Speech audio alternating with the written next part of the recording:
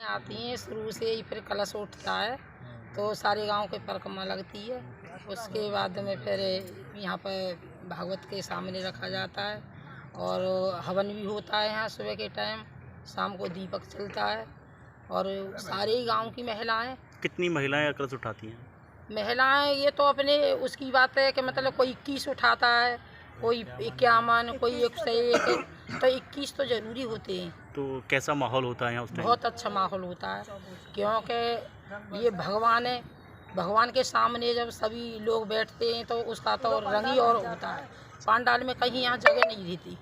क्या नाम है आपका? मेरा नाम मिथिलेश है, पत्रकार हूँ मैं भी। उनकी यही व्यवस्था है कि जो सब आती हैं अपने अपने घरों से थोड़ा ज़्यादा जितना बनता है ऊपर साल लाती हैं। कोई केला से, मूंगफली रेवड़ी, कुछ भी लिया, बतासे कुछ भी लिया, एक रखो जाए, उसी में खोलो और मिक्स करो, सब कोई बच जाता है। जो लेके आए वो लेके जाओ। भगवान के दरबार में कहा खाली हाथ आते नहीं और खाली हाथ जाते नहीं। तो मैं भी गांव का सदस्य हूं, लेकिन मुझे बड़ा हर्ष और खुशी होती है कि ऐसे प्रोग्राम आए दिन होते रहने चाहिए। और आज बड़े मन भाव से मैं अपने पूरे पत्रकार साथियों के साथ और भगवान श्री कृष्ण के दरबार आया हूं और उनसे प्रार्थना करता हूं कि अभी भागवत का आप संपूर्ण समाधान है आज, और भागवत पूर्ण हो चुकी है और कुछ देर बाद यह भंडारे की प्रक्रियाएँ जारी हो जाएंगी।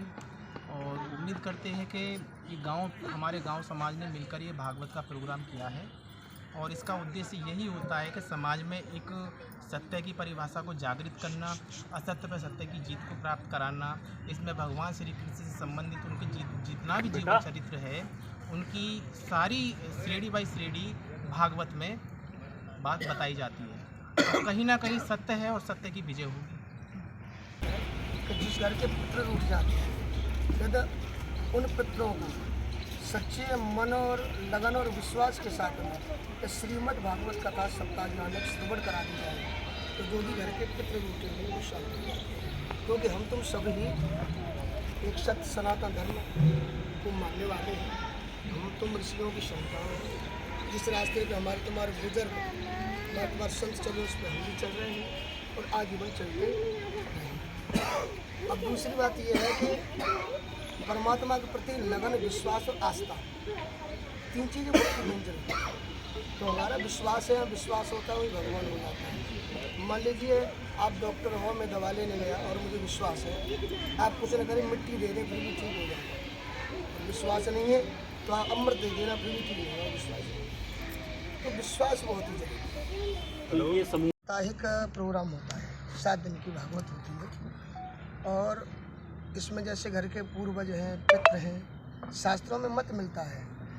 गीता प्रेस गोरखपुर से एक किताब है साधक संजीवनी, इसमें प्रमाण मिलता है कि जिस घर के पितृ रूठ जाते हैं, यदि उन पितरों को सच्चे मन और लगन और विश्वास के साथ में श्रीमद् भागवत कथा सप्ताह ज्ञानक श्रवण करा दी जाए तो जो भी घर के पितृ रूठे हुए हैं वो शांत हो जाते हैं। क्योंकि हम तुम सभी ही एक सत्य सनातन धर्म को मानने वाले हैं। हम तुम ऋषियों की संतान हैं। जिस रास्ते पे हमारे तुम्हारे बुजुर्ग, हमारे तुम्हारे संत चले उस पर हम भी चल रहे हैं और आजीवन चलते रहेंगे। अब दूसरी बात यह है कि परमात्मा के प्रति लगन, विश्वास और आस्था, तीन चीज़ें बहुत ही मेन जरूरी है। तो हमारा विश्वास है, विश्वास होता है वही भगवान हो जाता है। मान लीजिए आप डॉक्टर हो, मैं दवा लेने गया और मुझे विश्वास है, आप कुछ न करें मिट्टी दे दें फिर भी ठीक हो जाऊँगा। और विश्वास नहीं है तो आप अमृत दे देना फिर भी ठीक नहीं होगा। विश्वास ही नहीं है तो विश्वास बहुत ही जरूरी है। तो ये समूह में किया जाता है या अकेले किया जा सकता है? देखिए एक ये अपने अपने ऊपर एक ऐसा है कि जो धनाढ़ हैं, वास्तविक में पास धन है, वो अपना धन खर्च करके कर सकते हैं। बाकी मंदिर, भागवत और भगवान जब एकता से और समूह से जब होते हैं तो इसका आनंद और होता है। क्योंकि इसमें एक भाव होता है, भाई हम भी कथा करा रहे हैं और भाई आप भी सहयोग करो। तो आप कहाँ से हैं और लगातार कितनी कथाएं कर चुके हैं? देखिए महाराज जी, मेरी जो जन्मभूमि है वो डिस्ट्रिक्ट एटा में हजारा नहर के किनारे रतनपुर पड़ता है, गाँव छोटा सा। और जो मेरी पढ़ाई लिखाई एटा आर्स गुरुकुल एक तीर्थ एटा में चली, आर्स समाज से पढ़ा मैं। इसके बाद फिर मैं वृंदावन चला गया, वहाँ परिक्रमा मार्ग पर शिवानंद आश्रम अपनाई है, वहाँ मैं रहता हूँ। और जो मेरे गुरु हैं वो मेरे पिता भी हैं और संत भी हैं और वे सोकर क्षेत्र सोरो लहरा उसके महंत हैं, पर उस मठ को छोड़कर वो एकांत मरघट में रहते हैं। आज उन्हें हो गए 40 साल। तो लगातार कितनी कथाएं कर चुके होंगे आज तक? देखिए, अपनी मैं जिंदगी में? अब ये मानिए 91 से इस लाइन में चला गया हूँ, और आप लोगों का आशीर्वाद है, बड़े भाइयों का, बुजुर्गों का, संतों का, विद्वानों का, कि अब मुझे कोई कॉपी किताब की ज़रूरत नहीं, क्योंकि 30-32 साल का जो अभ्यास है बहुत बड़ा हो जाता है। और तीसरी बात बड़े भैया ये है कि अपना ज्ञान कंठकार, अपना दाम गांठ का काम देता है। ज्ञान वो काम देगा जिसका हमने अध्ययन मनन चिंतन किया है, और दाम वो काम देगा जो हमारी जेब में है।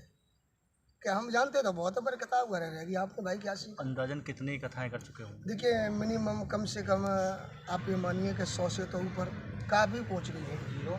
मेरे अंदाज से 400-500 का। ठीक, बहुत अच्छा।